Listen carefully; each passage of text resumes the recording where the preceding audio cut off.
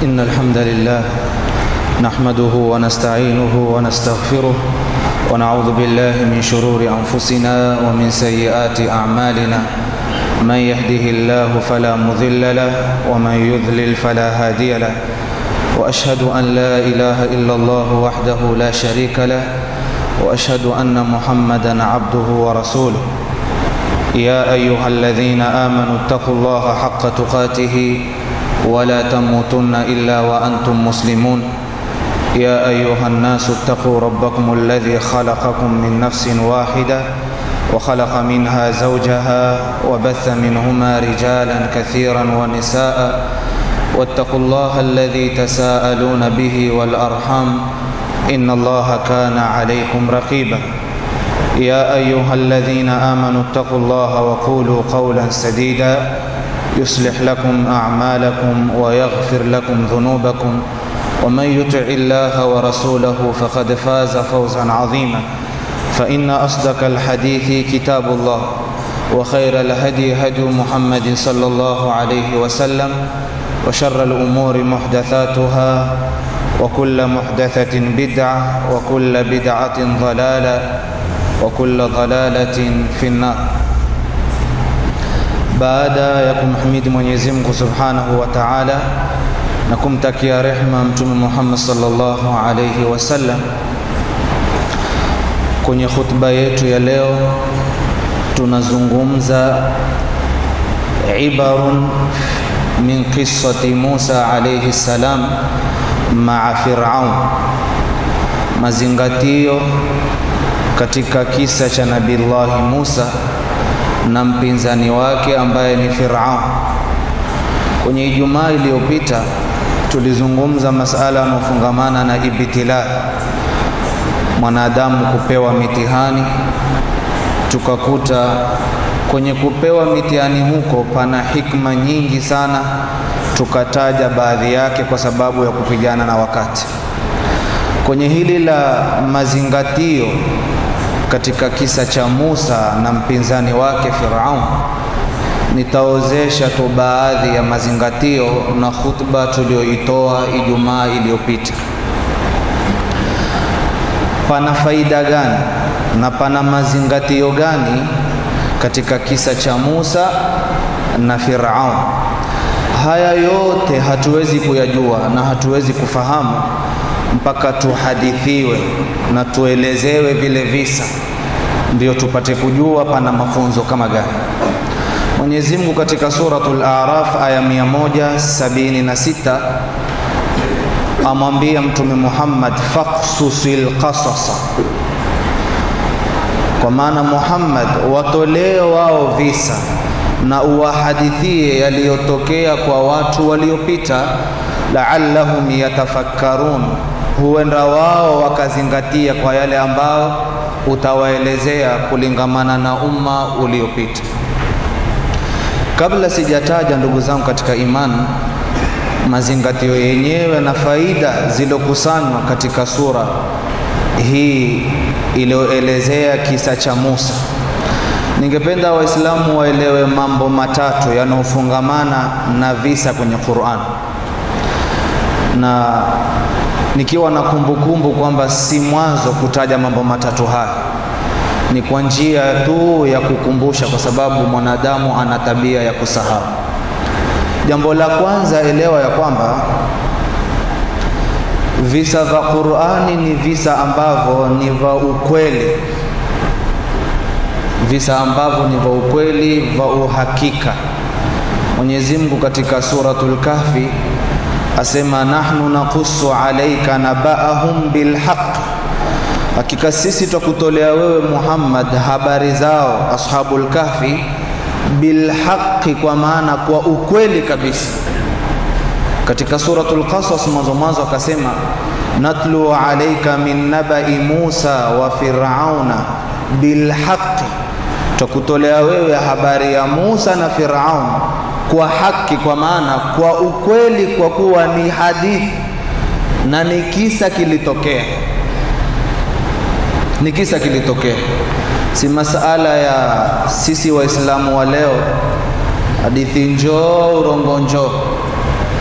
Na wengi katika wazazi na Waislamu wako mstari wa mbele katika kufundisha watoto wao uongo, lakini hawajielewi na hawajitambui.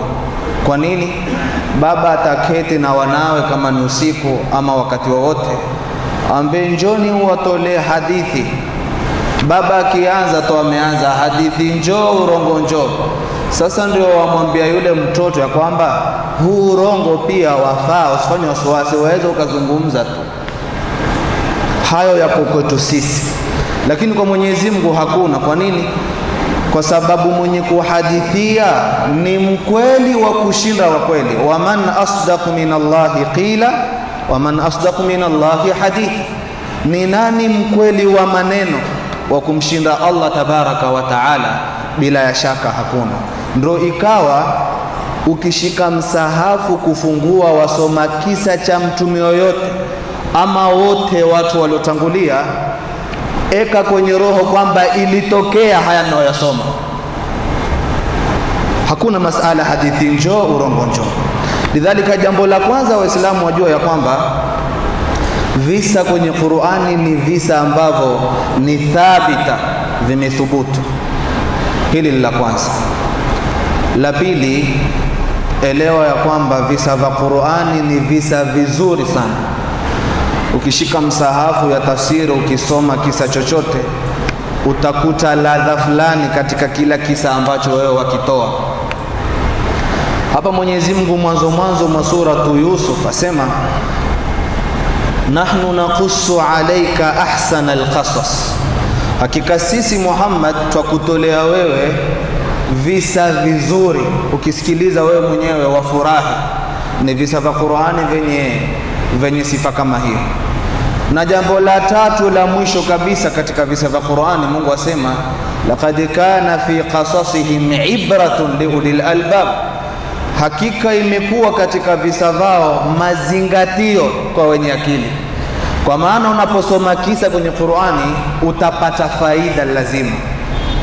Lakini visa vya kutungwa vya Abu Nuwas utaondoka patupu. Lidhalika mambo matatu haya tuyahifadhi. Visa vya Qur'ani vilitokea ukweli, ni vya uhakika, na ni visa vizuri, na ni visa vina mazingatio. Paka hapa tumefahamu ikhwatal iman. Tayeb. Sasa al-Allama Salih Fauzan hafidhahullah sema, ayuhan nasu, enyi watu, ittaqullaha, mcheni Mwenyezi Mungu, wa'tabiru, kisha muzingatie, bima qassahu Allahu alaykum an anba'ir rusul, kwa yale Mwenyezi Mungu aliyowahadithia nyinyi kutokamana na mitume yake, wal umamil madhiya, na umma ambazo zishatangulia. Qala ta'ala, laqad kana fi qasasihim ibratun liulil albab. Hakika imekuwa katika visa vao mazingatio kwa wenye akili. Kwa hiyo visa vya Qur'ani vina mazingatio ndugu zangu. Twataka kujua kwa ufupi tu na kwa baadhi ya nukta, mazingatio gani yanopatikana katika kisa cha Musa alayhi salam pamoja na mpinzani wake Firaun. Ikhwatal iman, Qur'ani tukufu imekusanya visa vingi sana. Min a'zami qasasil mursalin, miongoni mwa visa vikubwa vya manabii na mitume ni kisa cha Nabii Allah Musa alayhi salam. Mwenyezi Mungu amekitaja hichi kisa katika sura tofauti tofauti, mabsutatan taratan. Fauzani asema hichi kisa kuna baadhi ya sura imetaja kwa urefu, wa mukhtasaratan taratan, na baadhi ya sura ikataja kwa ufupi. Wa fi dhalika, kwenye hilo lipi la hichi kisa cha Musa kutajwa kwa urefu na kutajwa kwa ufupi, asema pana hikma nyingi sana katika vitabu vya tafsiri zimetajwa. Lidhalika kwa ufupisho tu, ukienda nyumbani leo chukua msahafu wa tafsiri, na misahafu ya tafsiri ya Kiswahili dunia nzima iko. Ni sisi wenye kusoma ndio hakuna, lakini tafsiri ziko.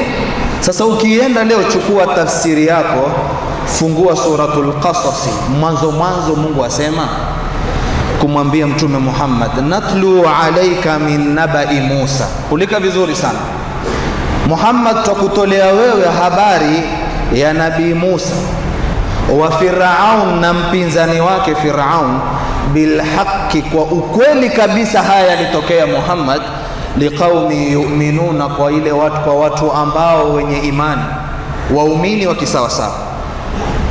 Hizi aya nenda nazo, utakuta pahali Firaun Mungu asema alifanya kiburi, akatawala katika ardhi na kujiona yeye ndiye yuko juu kabisa, mpaka akasema sanuqattilu abnaahu, kuanzia leo tutawaua watoto wa kiume, wanastahyi nisaahum, na wale watoto wa kike tutawaacha. Kwa nini kufanya hivyo? Kwa sababu ya kutabiriwa tu na mchawi ya kwamba huu ufalme wako Firaun utakuja kupokonywa na kibarobaro, ambaye barobaro mwenyewe atatoka katika Bani Israeli. Sasa la kufanya ni kila anayezaliwa anachinjwa katika wanaume, wanawake waachwa. Ikhwatal iman, hizi aya ukitafsiri za teremka sasa kwenye asri tulionayo. Hii sunna mbovu aliyoanzisha Firaun kuua watoto iko mpaka leo. Baadhi ya nchi watoto wadogo wauawa, na lengo ni kuhami utawala, hakuna lengo lingine, lengo ni kuhami utawala. Kisha adui wa zama hizi tulionazo akaongeza na uuaji mwingine ambao si wengi katika Waislamu wanaojua. Wengi wetu hatujui kwamba yale pia huitwa mauaji. Kwa Waislamu wote umuman, na sisi ambao mabarobaro hususan, uuaji ni kwamba tumeletewa mukhaddirati na uraibu na adui ajua tu hawa jamaa wakipiga mbizi kwenye uraibu yatosha kuwa mauaji, haina haja hata kuwachinja, tosha ili kuwa kwamba mauaji. Na naam, tizama wewe ukienda katika maskani ama ukipita, utamuona mtu hajulikani, yuko mato wala yuwasinzia, hata haeleweki. watahsabuhum aiqadhan wa hum rukud. Nini? Ni zile mukhaddirat zimemuingia kwenye mwili, ikawa hajifahamu, hana usaidizi wowote. Hii ni njama ya adui. Adui yuangalia mustakbal kutakuwaje, akaleta mukhaddirati, mabarobaro, shabi ya Kiislamu ikamalizika yote, na bado yaendelea kumalizika. Ni sunna mbovu aliyoianzisha Firaun. Sasa sema sanuqattilu abnaahum wa nastahyi nisaahum, tutaua watoto wa kiume, tuwaache watoto ambao ni wa kike. Nabii Musa alayhi salam kuona hali imekuwa ni kama hii, alikuwa ni mwenye kuwapa nguvu na kuwapa moyo Waislamu na waumini ya kwamba istainu billahi wasbiru, takeni msaada kwa Mola wenu na mufanye subra. Innal ardha lillahi, ardhi hii ya Mungu, yurithuha man yashau min ibadi, humrithisha amtakaye katika waja wake. Wal aqibatu lilmuttaqin, na mwisho mwema kwa wacha Mungu. Hapa ni mtihani wamepawa hawa, kama tulivyozungumza Ijumaa iliyopita, masala yanofungamana na mtihani. Tuweza kupawa mtihani kwa adui yetu ama mtu ambaye tuko naye safu moja. Linalotakiwa istainu billah, takeni msaada kwa Mwenyezi Mungu na mufanye subra. Ardhi ni ya Mungu, amrithisha amtakaye, na mwisho mwema kwa wale ambao ni wacha Mungu. Qalu, watu wa Musa akamwambia, udhina, tumeudhiwa sana, watoto wetu wameuawa, min qabli an ta'tiyana, kabla hujatujia wewe, wa min ba'di ma ji'tana, na hivyo wewe ushakuja. Qala Musa ambia, asa rabbukum an yuhlika aduwakum, huenda Mungu akamwangamiza adui yenu, wa yastakhlifakum fil ardi, akawapa nyinyi ukhalifa katika ardhi, fayandhura kaifa ta'malun, kisha awatizame mtakayoyafanya ni yapi. Lidhalika tushike kwenye faida hii na tushike kwenye mazingatio haya, namna mitihani itakavyokuja, namna adui atakavyokuja, toka leo Ijumaa kwamba ardhi hii ya Mungu na Mwenyezi Mungu humrithisha amtakaye katika waja wake, na mwisho mwema ni kwa wacha Mungu. Lidhalika hii ardhi itakuwa ni wirathi wa wacha Mungu biidhnillah. Mambo naende atakavyokwenda, lakini likulli naba'in mustaqar wa sawfa ta'lamun. Hili ni jambo la kwanza katika mazingatio yanayopatikana kwenye kisa hichi cha Musa alayhi salam na mpinzani wake Firaun. Ikhwatal iman, zingatio la pili ni kwamba ahadi ya Mungu ya ukweli. Haya yote yametimbuka katika kisa cha Nabii Allah Musa. Ahadi ya Mungu ya kweli. Twapata wapi faida hii na twatoa wapi zingatio hili wakati kushatangazwa watoto wa uawa? Mungu asema wa auhaina ila ummi Musa an ardhi'i, tukampa wahi na tukampa ilham mamake Musa amnyonyeshe Musa. Fa idha khifti alayhi, akiechelea, fa alqihi fil yammi, amtie kwenye mto, wala takhaf, tena asiogope, wala tahzani, wala asihuzunike, inna radduhu ilayki, sisi tutakuregeshea mwenyewe, wajaiduhu minal mursalin, kisha tumfanye katika manabii na katika wale ambao waliotumilizwa. Musa alipofanya hivyo, na ni mwanamke, takatuelewe, kwenye mto hakujulikani kuna mamba, hajui hata kuna kitu chochote pale. Yeye madamu ni amri yatoka juu, akafanyeje? Akatawakkal. Kwa nini akatawakkal? Kwa sababu Mungu wa mto ndiye aliyemwamrisha mtupe, na Mungu wa mamba na Mungu wa samaki na Mungu wa papa wote ndiye aliyetoa amri mamake Musa afanyeje? Amtupe kwenye mto. Lidhalika akawa hana wasiwasi, madamu mwenye kumiliki hii dunia asema ni mtupe, bismillah, akatawakkal. Tizama ukubwa wa Mwenyezi Mungu, ndugu zangu katika imani. Anayetafuta watoto kuua nani? Ni Firaun, ndivyo sivyo? Mwenyezi Mungu hakumhepesha kumpeleka kwengine Musa, ampelekea Firauni mkononi, mlangoni, huyu hapa mtukue. Hapa tupata mafunzo ya kwamba Mungu akitaka lake ni hilo hilo. Hakuna itakuwaje wala mambo ya kushinda, hakuna kabisa. Sasa mwenye kutafuta watoto kuchinja ni Firaun, Mungu ampelekea mlangoni, huyu hapa, huyu anemtafuta kumchinja, huyu hapa mtukue. Faltaqatahu alu Firaun, watu wa Firauni wakamunkota, liyakuna lahum aduwan wa hazana, ili yule Musa kuingia pale kwa Firaun awe ni adui yao mkubwa na awe ndiye chanzo cha huzuni wa nyumba ile. Kisha Mungu asema inna Firauna wa Hamana, hakika Firaun na waziri wake Haman, wa junudahuma, na majeshi pamoja, kanu khatiina, walifanya makosa kumwokota yule mtoto kumweka pale ndani. Walifanya makosa. Kwa nini? Kwa sababu Musa ndio atakayekuja kutukua utawala baadaye. Alipoingia pale, mwanamke amwambia Firaun, qurratu ainin li walaka la taqtuluhu. Kila mmoja aelewa kazi ya wanawake, ndivyo sivyo? Baba huwa mkali, atakakupasuka. Mama akitoa amri tu na shingo akiweka upande, intaha, kusha maneno. Sasa Firauni mkali, atakakuchinja, aambiwa qurratu ainin li walaka, ni kitulizo cha macho kwangu mimi na kwako wewe, kwa hivyo la taqtuluhu, simuue. Kwa nini simuue?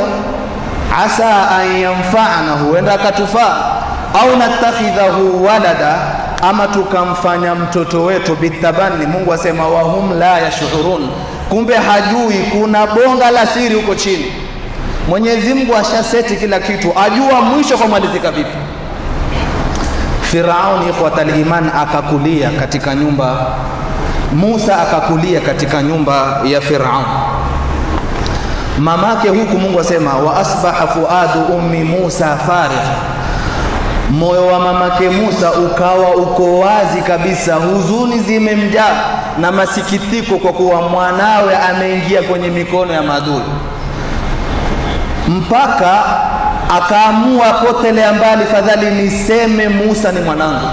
Mungu asema inkadat latubdi bihi, karibia mamake Musa kusema huyu mwanangu, laula arrabatna ala qalbiha, isipokuwa sisi tulimkaza moyo wake. Ingekuwa hatukumkaza mamake Musa moyo wake, angesema ni wake, akajulikana katika Bani Israeli, jamaa wakamalizana naye. Lakini Mungu asema tukamkaza moyo mamake Musa ili asiseme, kwa sababu kushapangwa kule mbele. Mungu ajua yapi ambayo atakayotokea. Ikaenda ndugu zangu, mambo ni marefu, mpaka Musa ikashindikana kwenye kunyonya kwa wanawake wote, ikabidi aitwe yeye mwenyewe mamake Musa. Alipombeba sasa yuamnyonyesha, Mungu asema faradadnahu ila ummihi, tukamregeshea mwenyewe mamake, kaitakarra ainuha, ili jito lake litulie, wala tahzan, wala asihuzunike na yeye, walitaalama, kisha mamake Musa ajue anna wa'dallahi haqqun, kwamba ahadi ya Mungu ya ukweli. Alitoa wapi ahadi? Mungu alisema inna raduhu ilayki, tutakuregeshea mwenyewe. Na naam, akamregeshea mamake Musa. Akafurahi kwa sababu amemuona mwanaye kwa kipindi ambacho kilikuwa ni kizito sana. Mwenyezi Mungu akamuhakikishia kwamba ahadi yangu ni ya kweli. Ikhwatal iman, tunayo sisi hayo mafunzo na mazingatio hayo, mazingatio ya kwamba ahadi ya Mungu ni ya kweli. Hakuna shaka, Mungu ametoahidi mengi sana, lakini mara nyingine shetani hukushawisha akasema Mungu mbele unateza shere. Mpaka sasa bado. Fanya subra ndugu yangu, tufanyeni subra mpaka kuja nusra. Si masala ya masiku mawili matatu, uweza ukapiga miaka. Sheikh, vitabu vya tafsiri vasemaje kuhusu Yusuf alipotiwa jela? Kuhusu Yusuf kutokamana na babake Yakub, aliketi miaka mingapi mpaka aliporudi Yusuf kwa babake Yakub? Si masala mwaka mmoja miwili malalamiko. Mungu asema inna wa'dallahi haqqan, lakini mpaka sasa bado fanya subra, yataka subra ikhwatal iman. Lidhalika tuastafidi katika kisa cha Musa, ahadi ya Mungu ni ya ukweli.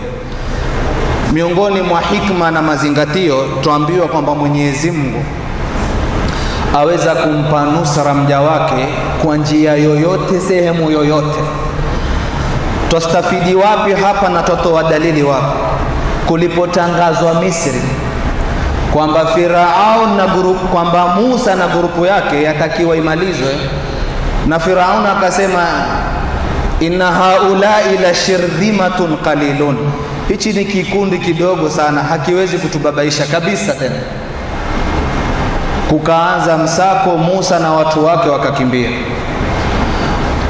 Wakishtukizia mbele kuna bahari, Mwenyezi Mungu asema falamma tara aljam'an, jamaa wakifanya hivi kundi la Firaun pia washaliona na lashafika pale. Qala, walisema kumwambia Musa inna la mudrakun, hakika sisi tumefanyaje? Hakika sisi tushadirikiwa hapa. Lakini sikiliza Musa alivyokuwa na uzito wa imani kwa Mola yake, awambia kalla, haiwezekani kabisa. Inna ma'i ya rabbi sayahdin, mimi na Mola wangu ataniokoa na ataniongoza leo. Wale wakiangalia hawaoni hiyo barabara ya kuongoka, kama ambavyo mimi na wewe mara nyingine huja ukafikwa na matatizo. Ukiangalia mbele giza, nyuma giza, kulia giza, kushoto giza, ukakata tamaa, mimi hapa kuisha. Lakini ni kweli hakuna barabara ya kuokoka, iko mpaka imani yako iwe ya kisawasawa kama alivyokuwa Musa. Musa pamoja mbele ni bahari na nyuma ni jeshi la Firaun, asema kalla, haiwezekani leo tudirikiwe hapa. Inna ma'i ya rabbi sayahdin, Mola wangu mimi leo ataniongoza na ataniokoa, kwa sababu aliyeniambia nikimbie yeye. Vipi anaambie nikimbie kisha anifikishe kwenye mikono ya maadui? Kalla, hili haliwezekani. Na naam, Mungu asema fa auhaina ila Musa anidrib bi'asaka al-bahr, tukatoa amri na wahi kumwambia Musa, piga fimbo yako kwenye bahari. Famfalaka, bahari kapasuka. Fakana kullu tawdin famfalaka fakana kullu firqin katawdil azim, milima huku mlima wa maji na huku mlima wa maji. Jamaa wakiangalia walipopita, Mungu asema wa azlafna thamma al-akharin, tukamuacha Firauna asongee, na huku darbini za mbingu ya saba ziko naye vizuri sana. Aliposongea Mungu asema anjaina Musa wa man ma'ahu ajma'in, tukamuokoa Musa na waliokuwa na Musa wote. Thumma aghraqna al-akharin, kisha tukamalizana na wale wengine, Firaun na grupu yake yote. Mungu asema kwenye suratu Shuara, inna fi dhalika la aya, kwenye hilo ambalo tumehadithiwa pana alama kubwa sana na mazingatio. Pana alama ndugu zangu. Alama ni kwamba usikate tamaa na matatizo yatakavyokuwa na mitihani ukasema hapa hakuna kuokoka, mimi nikuangamia. Sheikh angeangamia Musa alayhi salam, na kilichomfanya Musa asiangamie ni ile thika yake kwa Mwenyezi Mungu Subhanahu wa Ta'ala, na uhakika kwamba hapa Mungu ataniokoa, na Mungu akaitoa barabara. Wa nadhiru hadha ikhwatal iman, mfano wa huu ni Mtume Muhammad sallallahu alaihi wasallam kulipotangazwa Makka atafuta kuuawa. Mtume sallallahu alaihi wasallam alikimbia kwa siri, alikimbia yeye na Abu Bakar, wakaenda kwenye pango watu kutafuta. Abu Bakar asema lao mmoja angetizama kwenye nyayo zake basi angetuona. Mtume mwambia ya Abu Bakar, ma dhannuka bithnaini Allahu thalithuhuma, una wasiwasi gani kwa wawili ambao Mwenyezi Mungu ni watatu wao? Usifanye wasiwasi Abu Bakar. Kisha Mungu kwenye suratu Tauba akasema illa tansuruhu faqad nasarahu Allah, Mungu alimnusuru Mtume Muhammad idh akhrajahu alladhina kafaru thaniya ithnain idh huma fil ghar, walipowatoa wao makafiri wakiwa yeye na Abu Bakar walipokuwa kwenye pango, idh qala li sahibihi la tahzan, amwambia Abu Bakar usihuzunike, inna Allaha ma'ana. Umeona kila nukta ikija ya kutoka barabara ya kuokoka, utakuta yule mwenye kuokolewa imani yake ilikuwa ya kisawasawa, si imani hizi zetu. Mtihani wiki moja, mashtaka mpaka kwa chifu. Kwa nini Mungu anipa mitihani? Lazima watu ikhwatal iman wafanye subra, kama walivyookolewa hao na wengineo tutaokolewa sisi vile vile. Bora tu imani ziwe juu, kwa sababu wao walikuwa ni waja wa Mungu na sisi vile vile ni waja wa Mungu. Tayib, ikhwatal iman, miongoni mwa faida na mazingatio katika kisa cha Musa ni kwamba batil namna itakavyokuwa kwa nguvu haisimami mbele ya haki katu. Hili watu walielewe, namna tutakavyoona batili ya kuwa na kuenea, lakini iko siku haki ndio itasimama. Mwenyezi Mungu asema waqul, sema Muhammad, jaa alhaq, haki imekuja, wazahaqa albatil, na batil imeanguka. Innal batila kana zahuqa, ni kawaida batil kuanguka. Hili tufahamu ndugu zangu, batil namna itakavyokuwa na adui namna atakavyotawala, iko siku tu ardhi hii na waislamu hawa ndio watakuwa na izi insha Allah. Kufunga khutba yangu ikhwatal iman kwenye mazingatio katika sura hii iliyotaja kisa cha Nabii Allah Musa alayhi salam, tuambia ya kwamba ni sunna ya manabii, Mwenyezi Mungu anapowapa nusra na wakiwa na raha huwa ni wenye kushukuru. Nabii Musa baada ya kuokolewa na adui ambaye ni Firaun na majeshi yake, alifunga hii siku. Wasamahu nabiyuna Muhammad sallallahu alayhi wasallam, na Mtume Muhammad vile vile akaifunga, ambayo inajulikana kama somo Ashura. Hii ndio siku Mwenyezi Mungu alimwokoa Musa na Firaun. Lidhalika, miongoni mwa mazingatio ni kwamba unapofikiwa na kheri na unapopewa barabara ya kutoka kwenye matatizo, mshukuru Mola wako, mshukuru Mola wako, kama alivyofanya Musa na Mtume Muhammad akafunga, na akatuamrisha sisi vile vile tufunge ili kutoa shukrani kwa Allah tabaraka wa taala kwa kuwa alimuokoa mtume wake Musa alayhi salam. hili ni kwetu sisi vile vile. Unapofikwa na mitihani au na majanga yoyote, baada dhalika ukapata nusra na mambo yakawa sawa, mshukuru Mola wako, mshukuru kwa mambo anayoyataka. Watu wafahamu vizuri sana, kwa sababu tuwasema haya ili watu wazingatie. Sisi twapewa neema, sisi twapewa barabara za kuokoka kwenye mitihani. Sisi Mwenyezi Mungu yuatuokoa kwenye mengi sana. Badala ya kufanya ibada kushukuru, watu wenda kukodisha madisko kama masanduku wa kulalia maiti, akafunga nyumbani kwake atufanya kesh. Una nini, mbona ufanya kesh? Tusherehekea bwana, mimi nimepata kitu fulani, nimepandishwa cheo. Kwa hiyo umepandishwa cheo, amuudhi Mungu. Alikupandisha cheo, kule kukupandisha wewe cheo alikufurahisha ama amekuudhi hivyo? Bila shaka amekufurahisha. Sasa kwa nini wewe usiregeshe? Hal jazaa'ul ihsani illa al-ihsan. Kwa nini wewe usiregeshe ihsani na ukashukuru? Kufungua midisko, wakakusanyika wanawake na wanaume, kukatokezea yote ya kutokezea, achi mtu afurahi kwa sababu amepata nusra ama amepandishwa cheo ama ghafla amepawa ruzuku ya mtoto. Mtu akiruzukiwa mtoto ufunga masanduku. Mtu akiruzukiwa mtoto mshukuru Mola wake na akajiandaa kufanya mambo ambayo yamridhisha Mola wake, hakika na mengineo. Sikuweka mabango na kuprint mikaratasi kwenye barabara, basi mheshimiwa leo atafanya sherehe kwa sababu ya kusherehekea amepandishwa cheo. Wewe hujielewi. Mungu amekupandisha cheo, amekufurahisha. Lidhalika na wewe mfurahishe kwa kufanya ibada kama alivyofanya wema. Hizi ni baadhi ya mazingatio katika kisa cha Musa na Firaun, na biidhnillahi alkarim masiku yanayokuja tutazidi kufahamishana mengi ili waislamu tusimame kwenye mstari ambao ni wasawa. aqulu qawli hadha wa astaghfirullah li wa lakum wa lisairil mu'minina wal mu'minat fastaghfiruhu innahu huwal ghafurur rahim wa huwal barrul karim.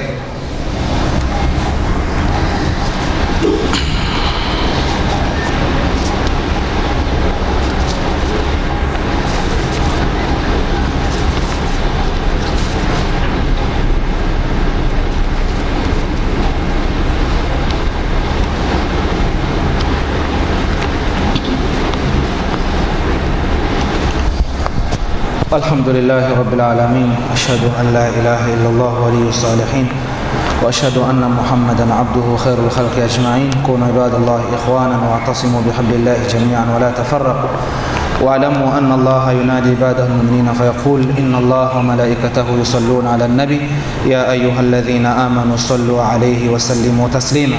اللهم صل على محمد وعلى آل محمد كما صليت على إبراهيم وعلى آل إبراهيم، وبارك على محمد وعلى آل محمد كما باركت على إبراهيم وعلى آل إبراهيم في العالمين إنك حميد مجيد. اللهم أعز الإسلام والمسلمين وأذل الشرك والمشركين وانصر جيوش المسلمين ودمر أعداءك أعداء الدين يا رب العالمين. اللهم أرنا الحق حقا وارزقنا اتباعه وأرنا الباطل باطلا وارزقنا اجتنابه. ربنا تقبل منا إنك أنت السميع العليم وتب علينا إنك أنت التواب الرحيم. عباد الله، إن الله يأمر بالعدل والإحسان وإيتاء ذي القربى وينهى عن الفحشاء والمنكر والبغي يعظكم لعلكم تذكرون. اذكروا الله يذكركم واشكروه على نعمه يزيدكم ولذكر الله أكبر والله يعلم ما تصنعون. وأقم الصلاة.